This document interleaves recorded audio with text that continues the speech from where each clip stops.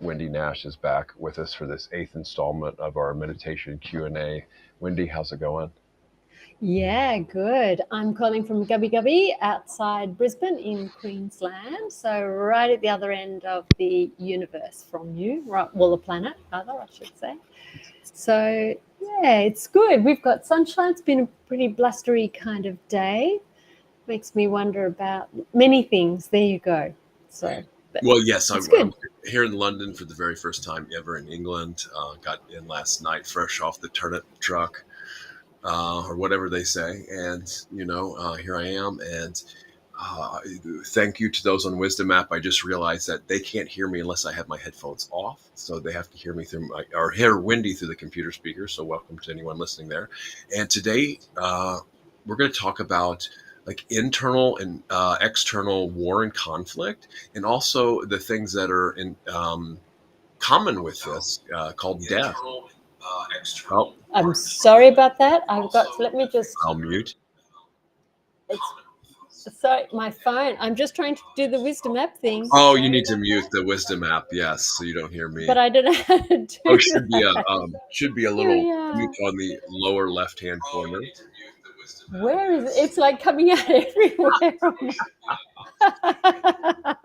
So Wendy and I are no strangers to technical challenges. Yes, you might just be able. I know where it is. Oh, there it is. It was the YouTube. It was somewhere the YouTube. else. That's right. That happened last time too. So we have simplified here a little bit because the insight timer shenanigans as of now.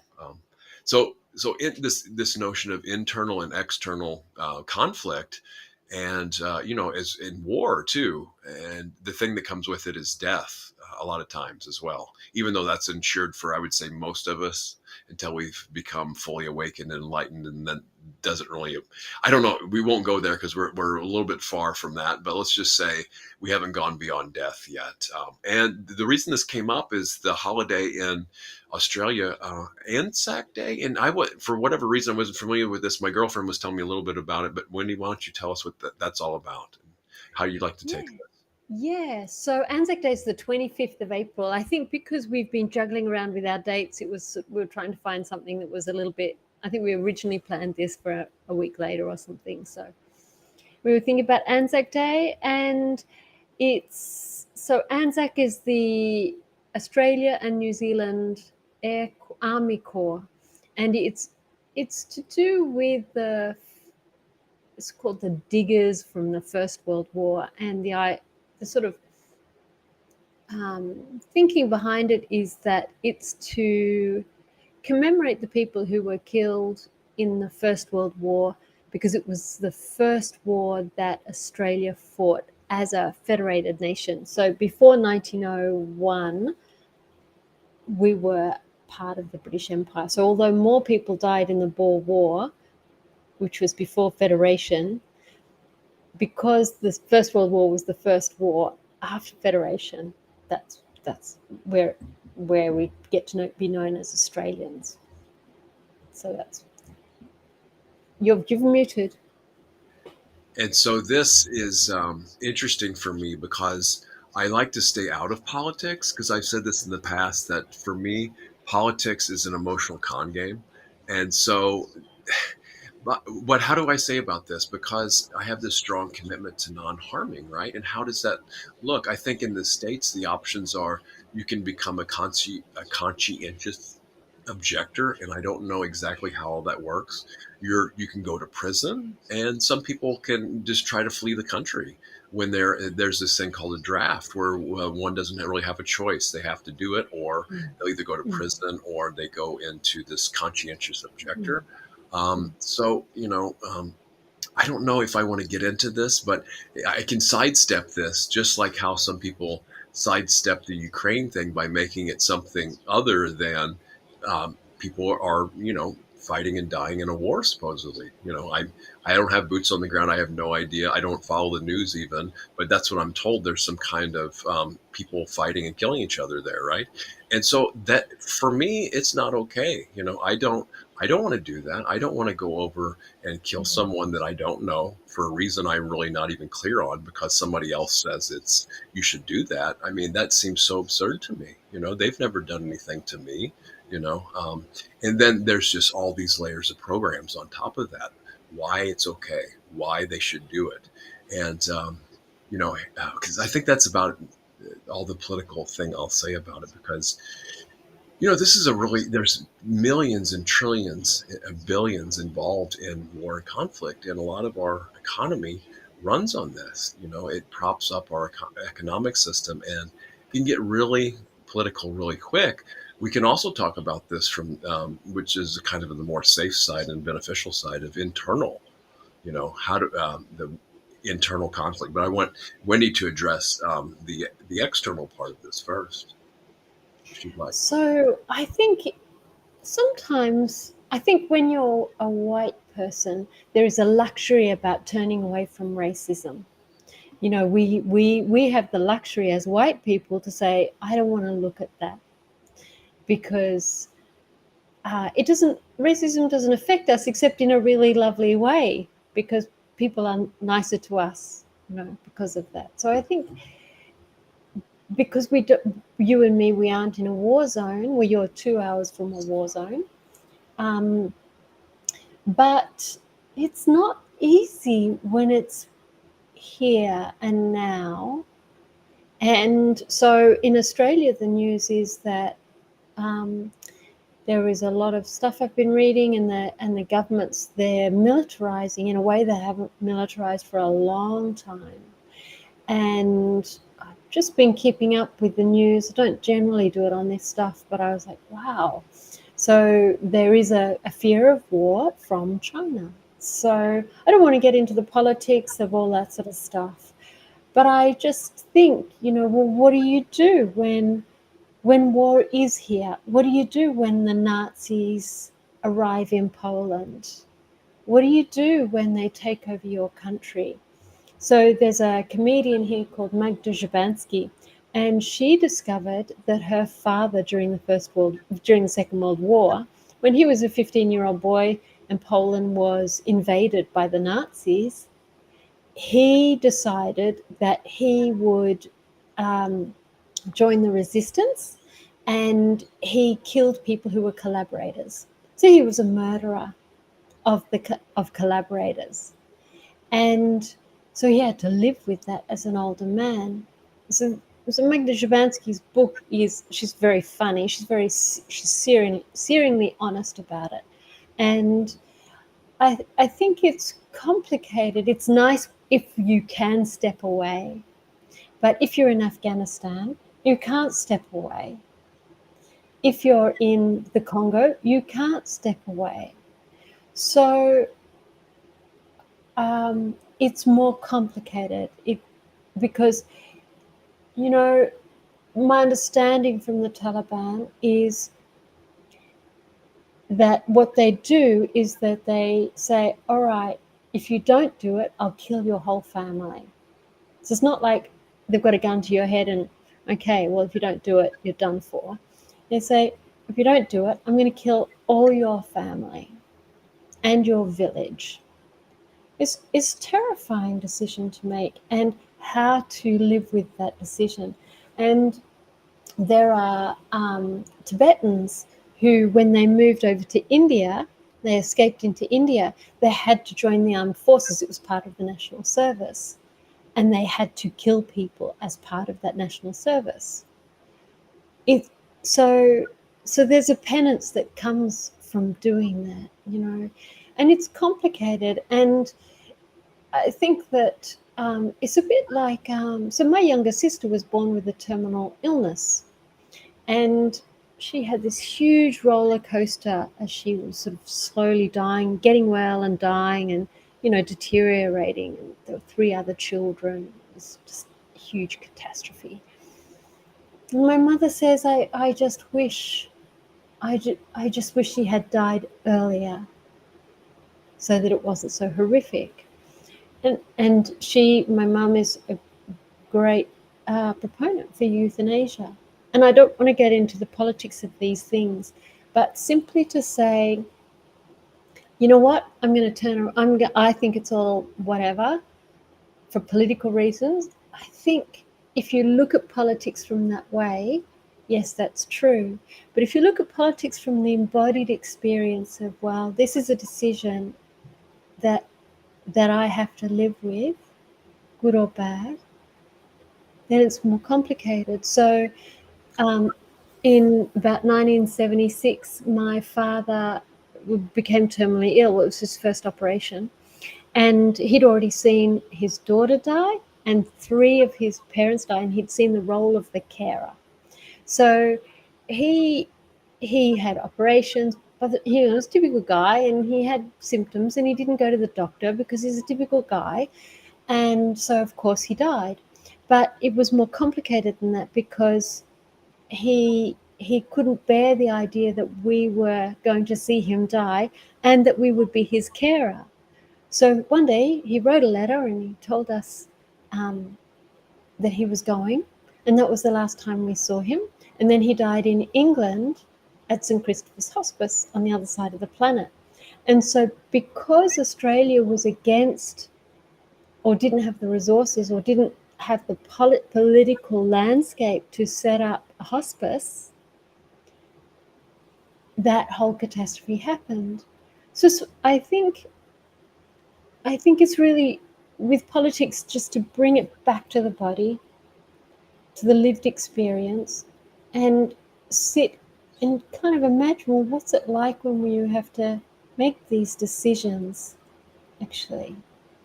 And so I think that's what, to me, mortality is about. And it's, I think, also with war, there is a thing in that a term they called ambiguous loss. Pauline Boss started this. I don't know if you've heard of this term, but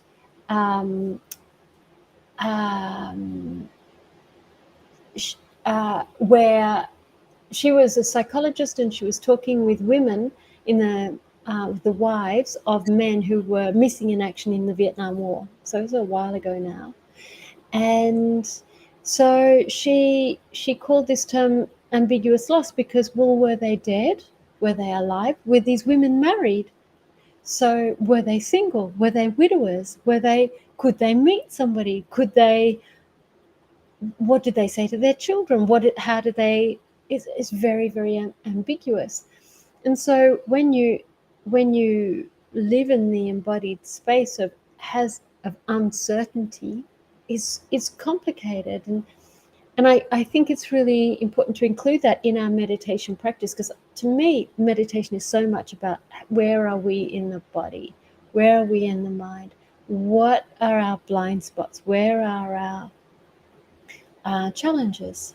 And so we have to kind of step in to make uncomfortable decisions, the best decision of a whole range of unpleasant, difficult decisions. So I just wanted to put that on the table. Sure. And this is the key word that just really resonates with me is complication, complicated. This is extremely complicated. This is the messiness of life. Nothing is all black and white, cut and dry when it comes to these type of issues, and we can hear about other people's decisions all day long, which I feel we need to, because that helps inform our own decisions, right? When we learn how other people do this, what's available, what's not, what's possible, what's not, what's more probable, what's not. But at the end of the day, it comes down to our own embodied experience of how is this when these choices are made, or these seeming choices are made, and that the ambiguity of it as well is pretty wild too. So yeah, I'm just thinking of just all the different things that can be said and explored on this, but really what it comes down to, again, like I say, I'll echo it again, is our own embodied choices around this. We can say, well, it might, somebody should do this, somebody shouldn't do this, these type of things. I know in the Buddhist community there's, and I haven't read this yet, but I heard it was a famous exchange between two famous bhikkhus or monastics in Theravada tradition, Bhikkhu Bodhi and Thanissara Bhikkhu, about war, right? And, what's kind of allowed and what's not, according to Buddhist, either monastic rules or outlooks and things like that, and centered around non-harming. But like the scenario you're saying about in Afghanistan, see, that's I don't have a family, I don't have a wife and kids, so that's one that I can't really. What I say on that's not really going to hold much weight, right?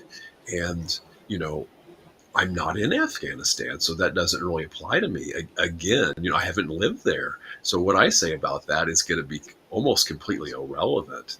There's some universal things. I mean, there's universal things about love and care, our loved ones, our dear ones, harming, this golden rule, treating others like I would be treated. Then there's things where if we're forced at the barrel of a gun to pick up guns and fight other people, I mean, to me, it just seems so ridiculous, How can anyone force another to pick up a gun and shoot, potentially shoot somebody else? Are they going to hold me at gunpoint if I don't do that? I mean, it just seems so bizarre to me to something like that. I don't know how they would do it.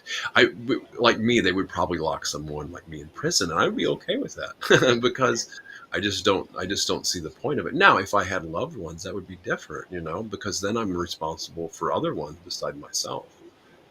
Directly. You have parents and you have a brother and maybe you have nieces and nephews. That's right. And my brother, he's all for, as far as I know, protecting them. So that's his responsibility. Now we can get into hypotheticals like what if, some kind of robber or something would give me some kind of scenario. And that's different, and I can say this is how I would act, but until I get in that situation, I really wouldn't know. And I will give an example here of a real life violent situation that I witnessed, but I want to give Wendy a chance to say anything if she'd like to at this point. I think I guess I'm also thinking that this is about meditation Q&A. Yeah, exactly. So we can get back. We have a tendency to get onto tangents. I just wanted, because we were talking about mortality, I just wanted to bring it right back to the body, to the lived experience. What do you, how do you live with it, with the decisions that we make that affect other people, that makes us either, so I don't have contact with my mother, so I am the person who, it's an ambiguous loss for my mother actually. So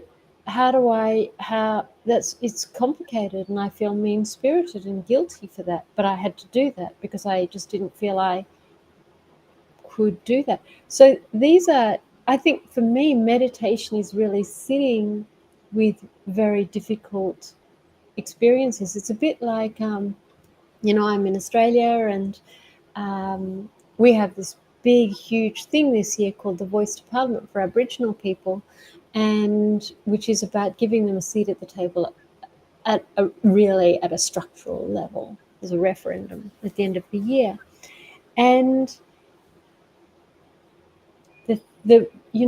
we have stolen their land. So I'm the recipient of stolen goods, which is as a result of murder and violence and war and everything else.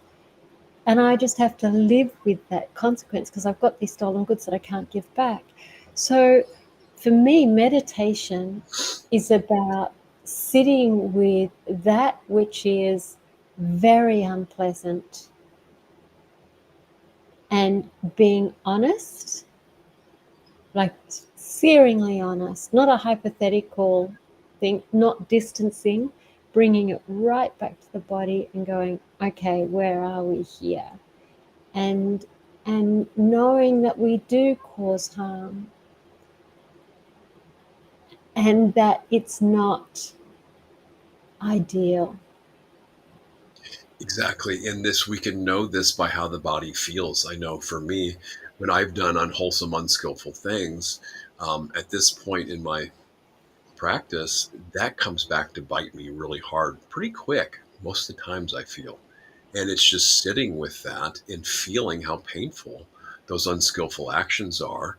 And And I like the notion of these guardians of the world, to protect us. It's not to forget these things, because then I can really feel how painful it is and how I've acted, not in my best interest or someone else's interest, and can feel how unpleasant it is in the body. And see, and so then what can we do instead of falling into shame, blame, and guilt? I can remember how this is not helping me or anyone else, and then make a firm resolve not to do it again, to be open to how I need to have this change. And I think we've talked about all these subtle layers of non-harming. I know with even my girlfriend, I won't go into details here, but the nature of the work we do, sometimes I don't realize that some of the things that I wouldn't normally consider as harmful, there's these very subtle layers of harm. And so waking up to this, that I have caused harm, and a lot of times all it takes is just this recognition and mindfulness that, hey, I can't do everything I want to do like I used to do.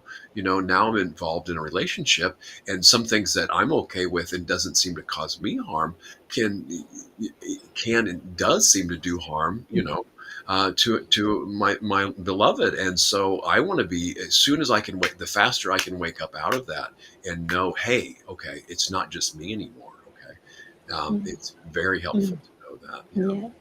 Yeah, like really owning when you're wrong. I mean, I think this is what meditation is so fantastic for, because, I was actually emailing somebody about the definition of, so what is meditation? And I wrote her quite a long email. We get that question. So what is meditation? We did a show, plug for our past show, What is Meditation?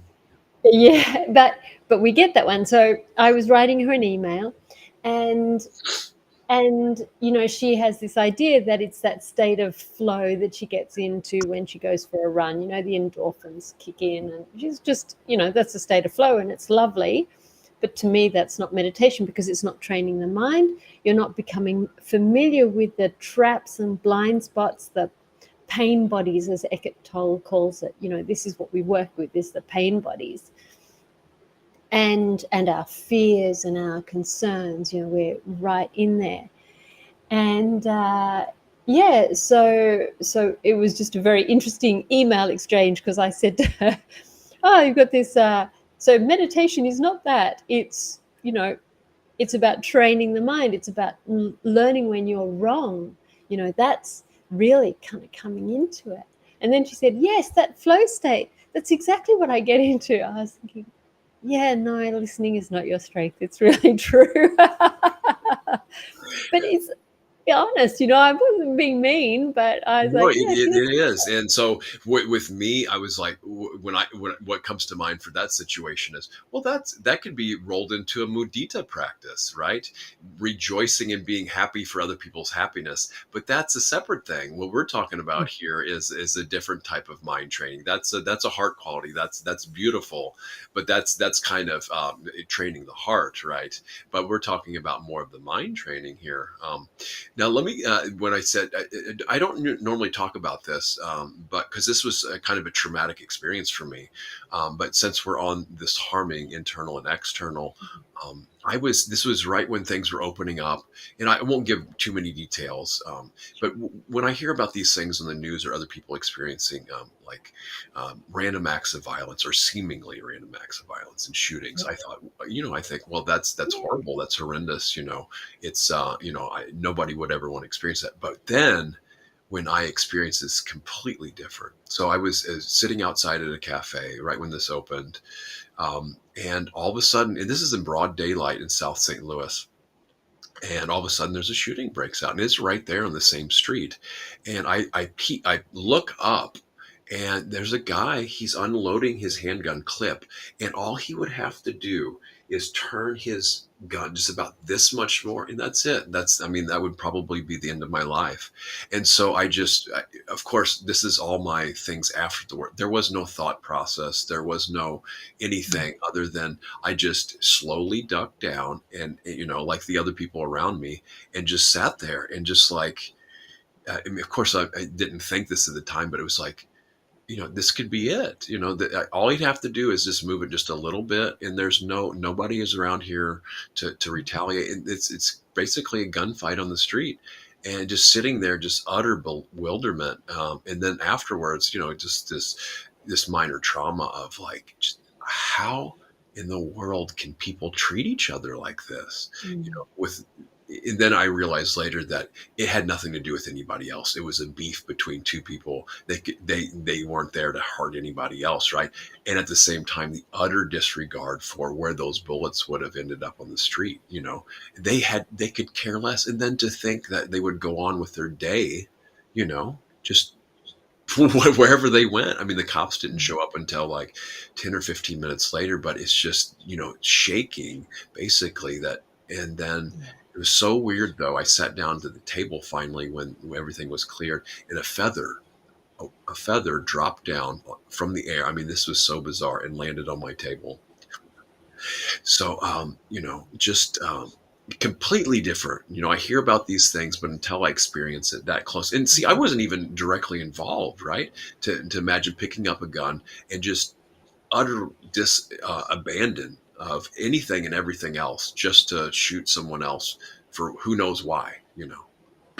It really just mind-boggling and crazy to consider another human being can treat each other like that over who knows what. But yeah, and so this is the external conflict. But to take this back to meditation, I mean, how many times have we, in our own mind, to our own thought processes, treated ourselves violently?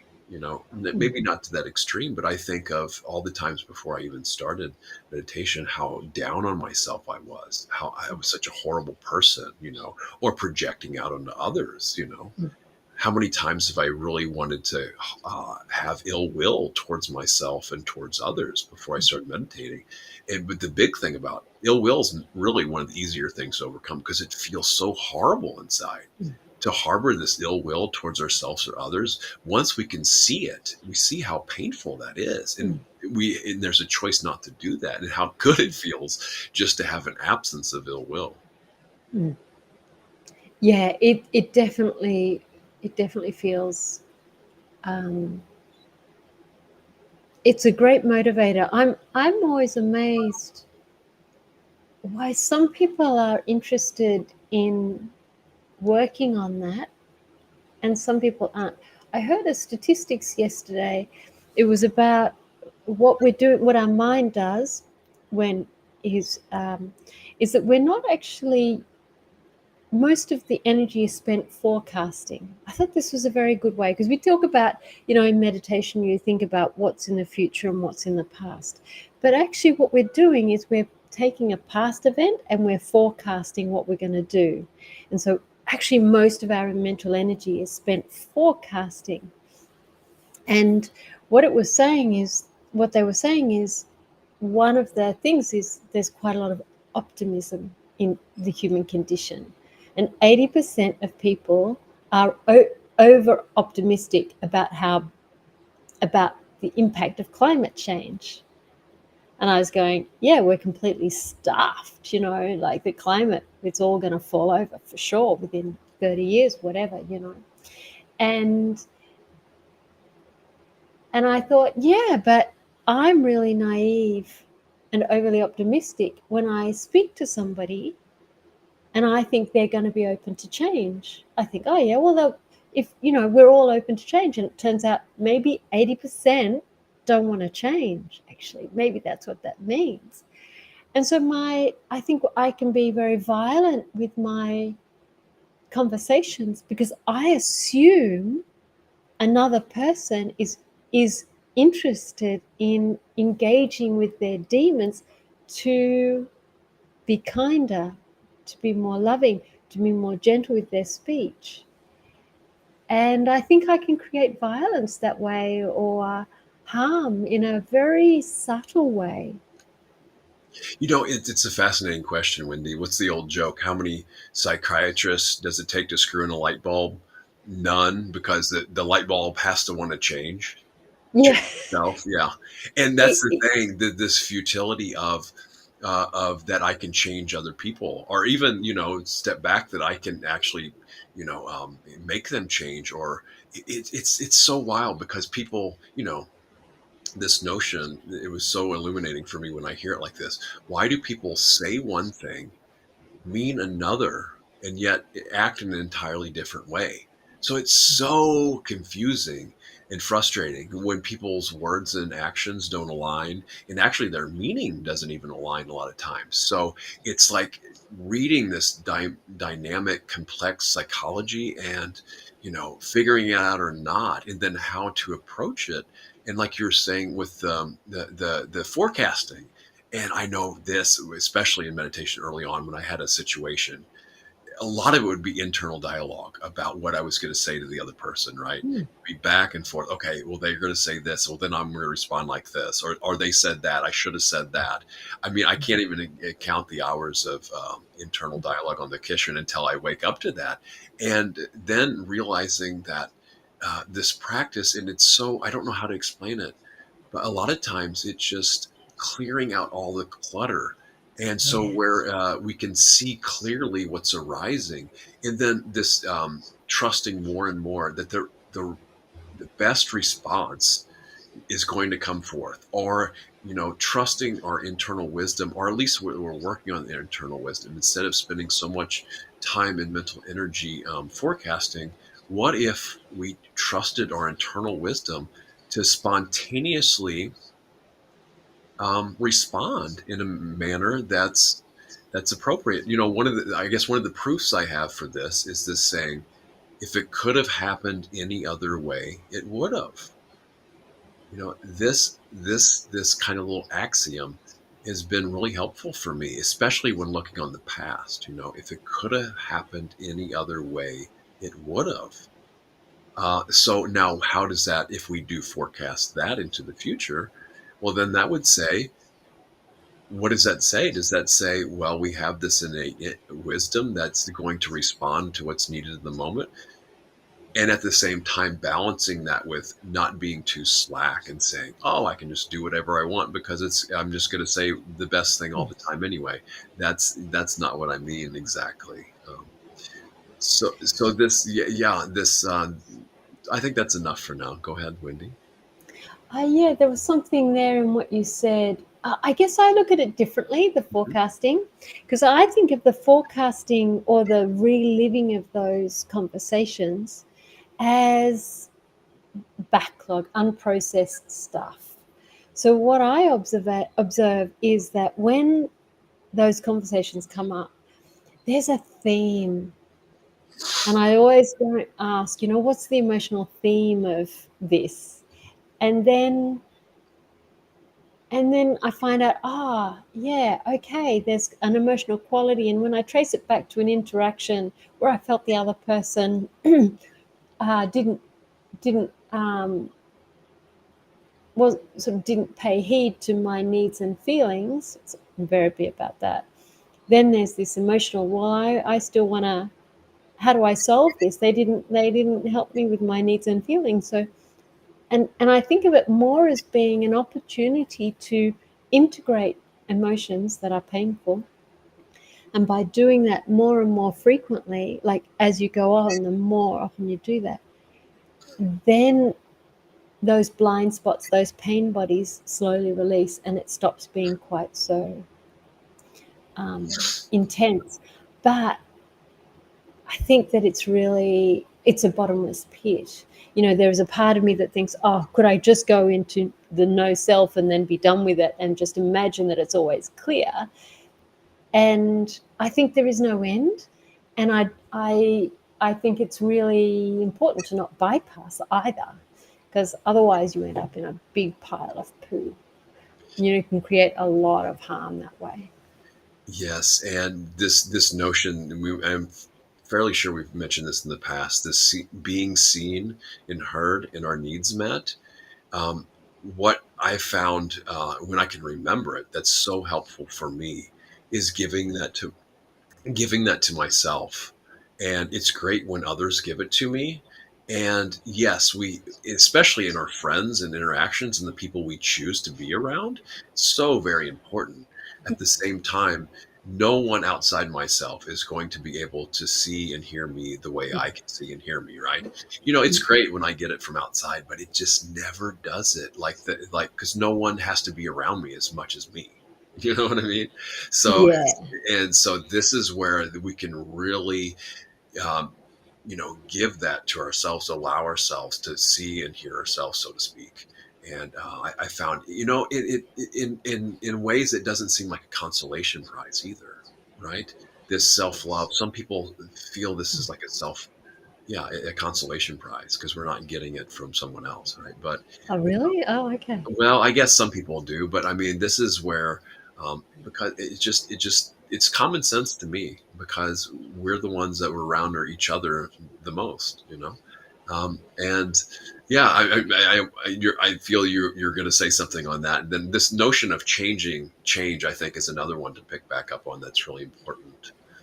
You know, Yeah, there's an idea that people have that people don't change. And I think, well, I've changed heaps.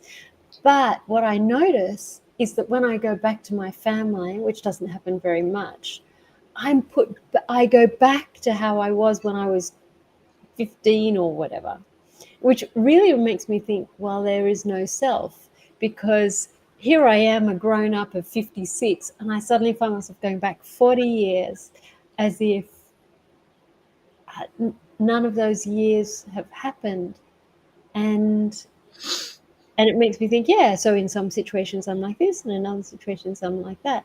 And it really highlights the context dependent nature of it. But we were talking about death today. that's So right. I was going to add that too. So yes, one thing that's ensured to change or the physical body even changes after death. So yes, what would you like to say about this? Because I mean, in general, I'll just say that this is a really important practice. I mean, in the Buddhist community, as far as I know, they've shied away a little bit from it as far as practicing these death contemplations, because there is what these called the asubha practice. No, I'm sorry, not the asubha practices. That's the foulness of the body. These cemetery contemplations or charnel ground contemplations, where these monastics used to go in ancient India. We're told that if people couldn't afford a proper burial, either cremation or burial or whatever, then they just dump the bodies in a place and let the nature have its way. And so we have things contemplating the body, like I did a death meditation on this. All the different ways the body can decay. It can become just gruesome warning here, but I'll say why I do this. A bloated and discolored corpse, a hacked and scattered corpse, a worm and insect eaten corpse, a half decayed corpse. You know, one that goes down to the I'm missing something here, but the one that goes down to the bones, and then the bones themselves turn into dust and dustify, bleached in the sun, and then eventually the bones will go back into nature too. And that's the nature of this physical body. And now all this is not to get bummed out or be morose. This is to realize that this is the truth of how this body is, right? If we live or whatever, when this body passes, that is its nature. And that, not just for that, but this is going to happen. It makes it so real and immediate. It brings me into my body when I contemplate these things. And it's also to take advantage of every moment, because we'll never get this moment again exactly the way it is. Our time here is limited. What are we doing with our time? What are we taking for granted and what are we not? What's yeah, important in this very life? yeah. So I've been slightly distracted because I've been trying to look at the wisdom app, because I wanted to make sure that I was connecting in with where it was, but I couldn't get it to work, so I should ignore Oh, it. well, we have So I'm 7 gonna. listeners, it says, or 7 people that have listened. So, Oh, yeah. I'm sorry. So I'm sorry if I'm ignoring anybody in the chat, but I can't figure out the tech and it's too distracting. Yes, and So this is Wendy's first time doing that. And I guess if you're watching this on YouTube, you're welcome to chime in with any questions or comments. We'd love to hear from you. yeah, we love it. Last time we had a really fantastic guy. Some good questions last time. He Yep. was asking great questions. Uh-huh. Yeah. So I think the thing that a lot of people experience, and the reason they take up meditation, may be a terminal illness, but also they live with chronic pain. And so that I die doesn't bother me.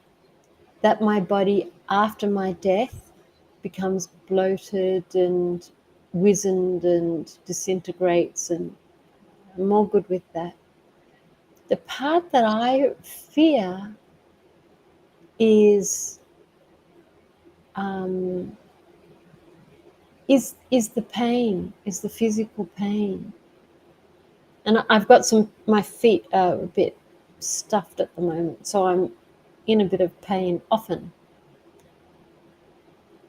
And it's quite hard to enjoy life when you have physical pain, actually.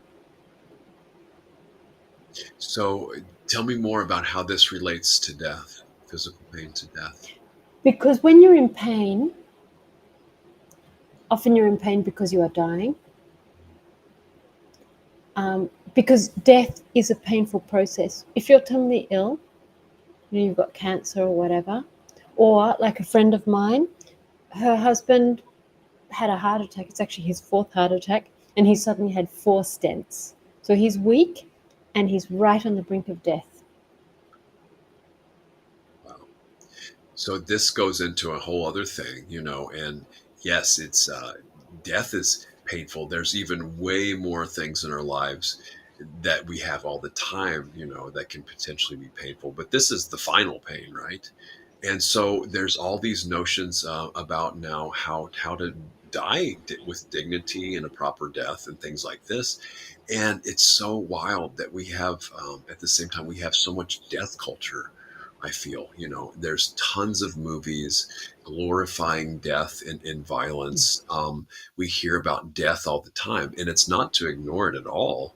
It's just like saying, I like to deal with the pain version of this too, because this is something in this human life we will, if we have a human incarnation, we're going to experience pain. So I feel this is a really good topic to address as well.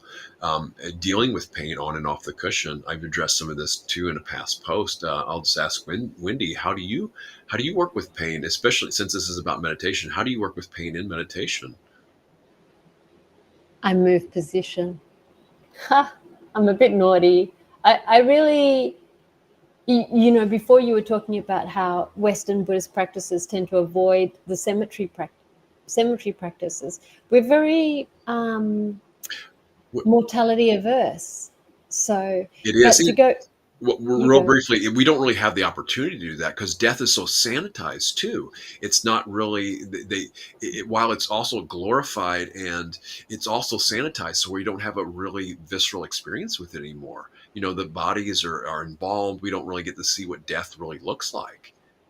But I think that when you described earlier your experience, which was so close to death, actually, Yeah.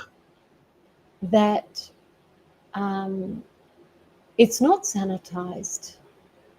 In that instance, right? But it's so, again, it's so complicated. There was no death involved in that. It could have been. It seemed way more likely at that moment, and at the same time, it didn't come. And this is another thing that's more complicated in these war things. The historical Buddha, he was famous, or it was told that he tried to stop wars, and with all his power and insight and wisdom and even miraculous power, some say, he couldn't stop war. I mean, they stopped fighting when he was there, but it went back. And so what I've heard other people say is because of actions in the past, that these folks, we talk about karma here, because of past unskillful actions in the past. Well, now some of them are fruiting in this. The result of past actions are now coming, are fruiting, are resulting in this. And so maybe there's just too much karmic force behind it, and these wars have to go on. I don't know. That's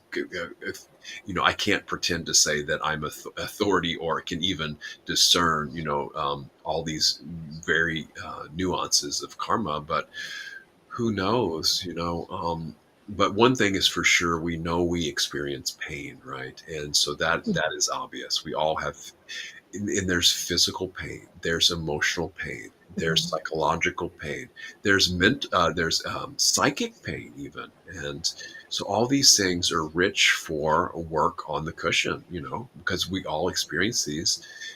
But in meditation, we have a chance to really look in way more detail about how we're viewing this and how we respond to it and how we work with it. When most people, I wouldn't say most people, but it seems like a majority of the population just wants it to go away. They don't want to look at it. They don't want to feel it. They don't want to turn towards it and find out how to work with it. They just want something to make it stop. And I would say I can never Yeah. take away this from people because sometimes it's so horrendous. There needs to be some reprieve from it.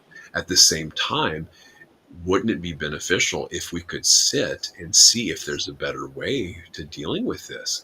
And we're talking about the psychological approach to this too, not necessarily the physical, but then again, the physical and the psychologically are tied close together. So it is a really complex issue.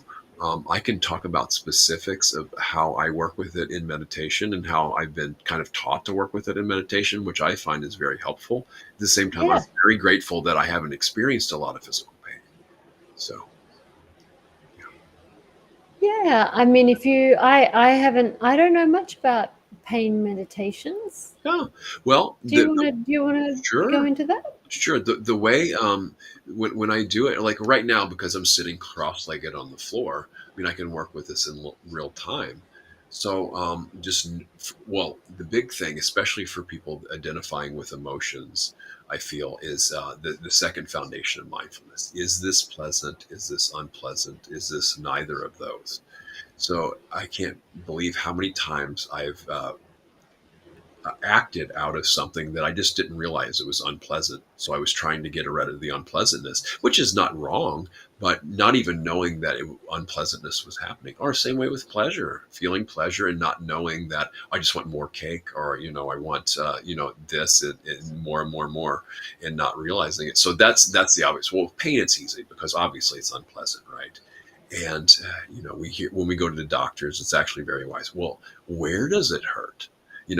Of course, finding where it hurts. I'm surprised at how many people just say, "Oh, I'm in pain." Well, and not say anything more than that, right? So actually looking, where does it hurt in the body? I know it seems very easy, but that's the first one. Then the intensity level. How intense is it? And then, depending on our skill level, allowing the attention to go right there. So there's a lot of times it does that naturally. Now, really paying attention to the changing nature of it. That's key for me.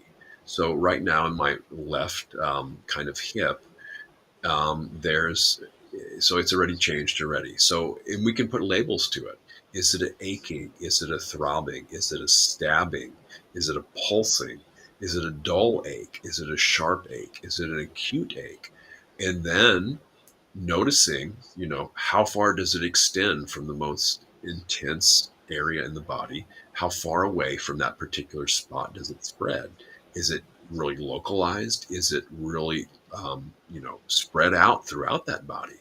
Now, notice the changing nature of it. Is it static all the time, exactly in the same way when you've done an assessment?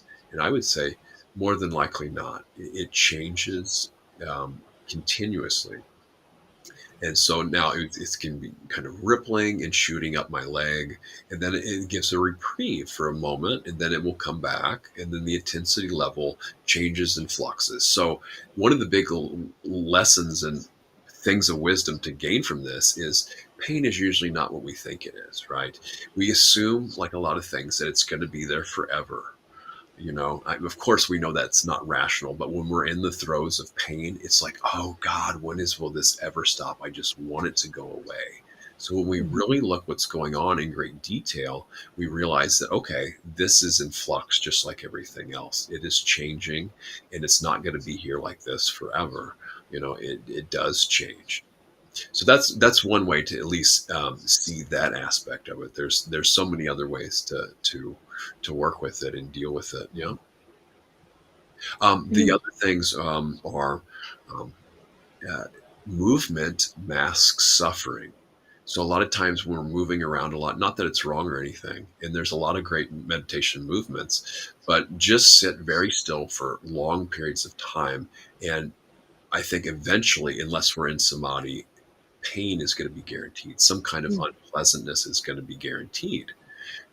That's fascinating to me. Why is that? Why does that happen? You know, so I'd never thought about that actually, that when you're meditating and it is painful and it does get painful. So for me, I think about when my body's in pain, it's seeking. So I was thinking about, this question, the second mindfulness one we're foundation of talking about, mindfulness. foundation, thank you, which is it pleasant, is it unpleasant, or is it neutral? Mhm. And as I was meditating the other day, I thought, well, it's unpleasant, but it's seeking pleasant. So it wasn't possible to say that it was unpleasant. It definitely was unpleasant, but it didn't have a yearning to be pleasant. And I was thinking about despair recently, and I thought about, with despair, it's the idea that things will never change, and of course things do, you know. Um, but yeah, so that, I think it is, maybe I don't quite understand, is it unpleasant? Yeah, it's a bit unpleasant, or it is unpleasant, but it is always seeking to change. Well, even if we don't seek it to change, if we pay really close attention, it's not going to be that same level of unpleasantness all the time. And what I found over time, what I once found very unpleasant, the threshold gets it gets Mm. higher because I'm able to stay with things unpleasant for longer periods of time. Things that are really pleasurable don't have the same hook anymore because with wisdom, we can see that how helpful it is to be able to be okay with it is just unpleasant. Because what the mind usually does when something's unpleasant, it starts building on top of that. Oh, Mm. it's because of this. Oh, I can't have that. Oh, I must have some kind of terminal illness, which I shouldn't, But I mean, how many times have I eaten? It's so the mind playing tricks, right? How many times have I eaten beetroot, seen my stool be red, and automatically go, I'm bleeding internally. Okay, well, I only have a few hours left. This is it. I'm bleeding out from the inside. Oh, wait a second, I just ate beets. So, so the I mind know. feels shame. I mean, It's just and catastrophize. so neurotic, so Right? neurotic. Like, I've done the same thing. I'm going, oh my God, I'm dying. My pee is pink. I'm going, oh yeah, no, as you say, it's like, oh no, I'm just, what did I eat? But that really highlights the forecasting question that we talked about before, these huge stories that we have about what's going on. Yes. And we go, here's my story, my forecasting. I'm basing this experience on that. So why we don't go instantly, of course I had beetroot before, so of course I'm going to get that. But instead we do the much more, oh, woe is me, I'm dying, it's the end is nigh. So And I think it's personally because I just like a good pity party, and I I'm like that, I have a tendency to go down that road very, very quickly. and the unseen wisdom in this, or the silver lining, is that pity party. When we can see it for what it is, it's just a version of we're trying to be kind to ourselves. We think that's and sometimes it does, but there's other ways to even show ourselves kindness and love and affection, that are healthier than that, right? And the wisdom in that the forecasting is what that's pointing to deeper is I want to be safe. I want to find safety. And so when we think that's the best strategy for our safety, well, then if we don't know any other way, well, then that's what we're going to do because that's kind of what society conditions us to do and tells us to do for our own safety. If we can just figure it out and know what's going to happen, then we'll be better and more at ease. But that's like taking our happiness like a bone, throwing it into the future and chasing after it.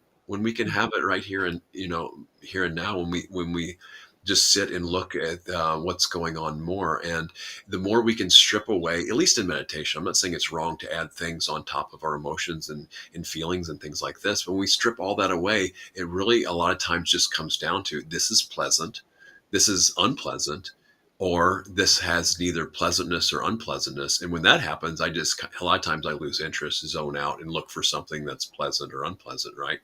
Because that has more of a kind of an emotional charge or more interest, because I can again just space out if those things aren't there.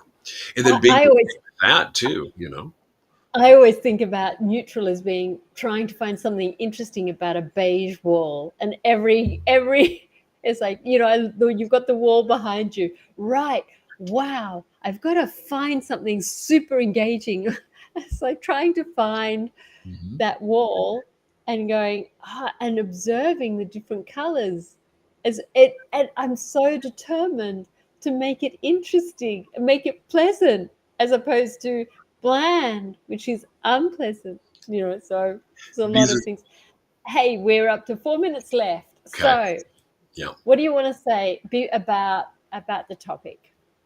Well, just to pick that up real briefly, the personality types in Buddhism, right? The pleasant, unpleasant. So, like Wendy's saying, the pleasant will go into a room. Oh, I love that. Oh, I just got to find the best thing about this. This is so amazing. Oh, I really like what you do. Or if I don't like something, I got to find good qualities. But the unpleasant person will, or go in there, or the aversive person, I should say, actually, yeah, the greedy type is what. But the aversive type will go in there. Oh, I don't like that. That's a horrible color combination. I can't believe they have this in their house. Why don't they do something about this over there? It's messy here. And then You heard my brain. You heard my mind. but the dilutive type, or a neutral type, I guess, would go in there and be like, wait a second, where am I again? Oh yeah, I'm in London. Okay, what is going on here? How do I fix anything? Am I doing everything right? I mean, I'm confused. But yes, so yeah, war and conflict, I think what we've kind of agreed upon here, it's complicated. I mean, it's a way to write it off, but I would invite people to ask specific questions in specific circumstances. This is the one where the details, I think, matter. And then we can only really bring what we've experienced to it in our care and interest to what's going on, and be open to consider, how things are. But what we can do is look internally to how we're warring with ourselves internally and with others, our relationships and views to others and ideas and things like this. Yeah. And how do we see it? How we respond to it? How can we train for our long-term well-being and happiness, and for that of others and everyone? I have I started with a lot of anger, and I used to do everything in this. I realized that what a way of working with understanding what was driving, because that was the problem, is that I really didn't understand the nature of anger arising. And so I started to become curious about, what's good about it? And I use a little bit sort of about metta, you've got metta bhavana practice, the loving kindness. So, what's good about it? What's positive about anger? It's got a lot of energy, whatever. Yes. What's bad about it? Well, you can crash your relationships. It's very unpleasant. It makes you a miserable git to be around. People stay away from you, all that sort of stuff. What's what's unknown about anger? And actually, I don't know how far it goes. I don't know. So if I'm a bit shitty with you, then maybe you go to the shop and then you are a bit shitty with somebody else, and you don't know how far it goes, and yeah, so that, and then to look at the whole picture and going, actually, there's this energy that I think is going to be protective, but actually it crashes and burns my relationships. Yes. And like I have this idea that it's going to keep me safe, but when I looked at how often anger kept me safe, I went, it hardly ever keeps me safe. It causes me so much bother and pain, and it's like, yeah, stop, Yeah. and I found that when I looked at what was good, what was bad, what was unknown or confusing or unclear, and I looked at the whole the whole picture, then I started to have a lot more compassion and a lot more understanding about, well, it's just anger. It arises. There are good bits about it, bad bits about it, and a whole lot of other things. So, yeah, so It's that's that. it is beautiful, and it makes sense, like Wendy's saying. We look at the benefits of something, the allure of it. Why are we drawn to that over and over again? Then what's the danger of it? And then also, what's the escape?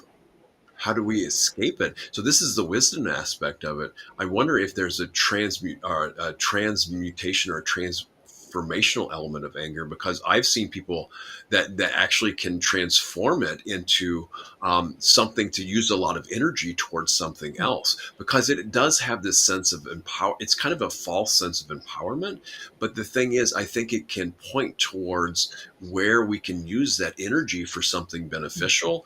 And then also, how can we give ourselves wholesome empowerment that's skillful, and give us self-worth with an energy involved and a helpfulness? I think that's the kind of misguided energy anger is actually pointing towards a lot of Yeah. times. Yeah.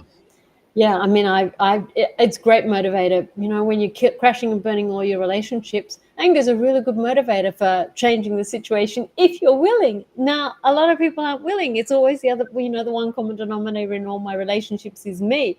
But, you know, I do know people that the one common denominator in all their relationships is everybody else. Everybody else's fault. It We're at is. time. We're at time. We're at Hurry. time. I would just say, for my own anger, it's my own self-righteousness. I had to be right all the time. And that's when I was clinging to that I would get angry a lot of Yeah. times. But all right. Well, Wendy, thanks so much for doing this again. And to all you out there, all the best blessings, and be well out there. Yes. And yeah, be kind.